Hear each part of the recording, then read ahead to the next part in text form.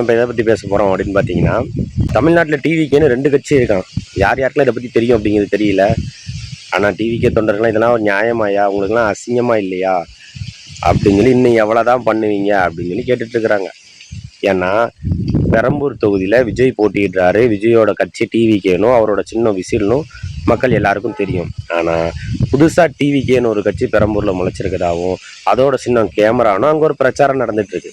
என்னன்னு பார்த்தீங்கன்னா, டிவிகே தமிழக வெற்றி கழகத்தோட எழுத்து தான் டிவிகே அப்படின்னு சொல்லி தேர்தல் ஆணையத்திடம் அங்கீகாரம் வாங்கியிருக்காங்க. ஆனால் புதுசா முளைச்ச கட்சி, அதாவது கட்சி புதுசு இல்லை, அவங்களோட பேரு தான் புதுசு, தமிழக வாழ்வுரிமை கட்சி. அவங்க அரசு அங்கீகாரம், தேர்தல் ஆணையத்தின் அங்கீகாரம் வாங்கியிருக்குது டிஏவிகே. ஆனா அவங்க பெரம்பூர் தொகுதியில் இருக்க மக்கள்கிட்ட போய் டிவிகே நாங்க தான், எங்களோட சின்ன கேமரா அப்படின்னு சொல்லி பொய்யான ஒரு பிரச்சாரத்தை மேற்கொண்டு மக்கள்கிட்ட ஆதரவு தட்டிட்டு இருக்காங்க. இதை பார்க்கல டிவிகே தொண்டர்கள் என்னன்னா கேட்கலாம், இது உங்களுக்கே அசிங்கமா தெரியலையா?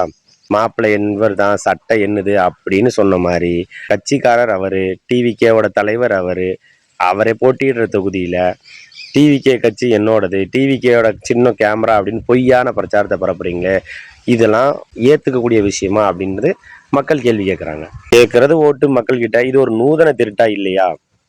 இன்னும் எவ்வளவுதான் அவரை அகைன்ஸ்டா பண்ண முடியுமோ பண்ணுங்க.